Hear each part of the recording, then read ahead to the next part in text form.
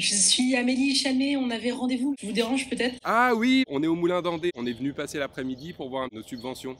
Voilà, je suis à vous. Je vous ai envoyé un dossier pour la prochaine création. C'est marrant, ça me dit rien du tout. C'est peut-être dans vos spams. Oui, pardon, vous pouvez m'en dire un peu plus? Ça s'appelle Fulgurer. C'est une commande d'un texte que je fais à un auteur. Oh là, Et c'est l'histoire d'une fratrie. C'est passé un truc extraordinaire il y a quelques années. Une trentaine de personnes ont été frappées par la foudre. Et elles ont toutes survécu. Quand quelqu'un survit à ça, on dit qu'il a été fulguré. Et c'est pour ça que le spectacle s'intitule comme ça. Voilà. ok. Vous avez pris des acteurs connus. Et j'ai pris des jeunes. Moi, quand je vous vois comme ça, j'ai envie de vous dire, mais pourquoi pas prendre un ancien du loft? Au milieu de cette fratrie, là, Loana. Loana frappée par la foudre, moi, ça me parle vachement. Avec les problématiques du surpoids, des abus, traiter le MeToo aussi. Ça peut être vachement engageant pour le spectateur. Quelqu'un qui passe dans la rue, Loana sur une affiche de théâtre, il se dit, pourquoi j'irai pas voir Fulgurer, foudroyer?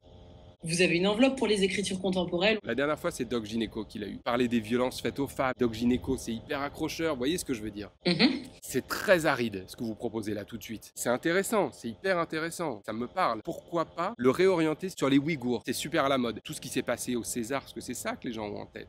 J'essaie de créer une histoire qui va s'adresser au plus grand nombre. Nous, on sort d'un comité de direction avec les coupes budgétaires dans les maternelles. On n'arrive plus à occuper les enfants. Pourquoi pas le proposer aux moins de 3 ans? Les enfants, ça va leur parler, la foudre. Si vous me rémunérez, pas de problème. Le but, mutualiser avec les ATSEM. Vous êtes 4-5. Il y en a un qui fait l'animation des enfants, vous faites votre représentation. Aujourd'hui, les dispositifs Covid, c'est hyper lourd à désinfecter. On pourrait avoir un acteur qui passerait derrière les enfants et qui nettoierait les tables et les chaises. Je vais y réfléchir.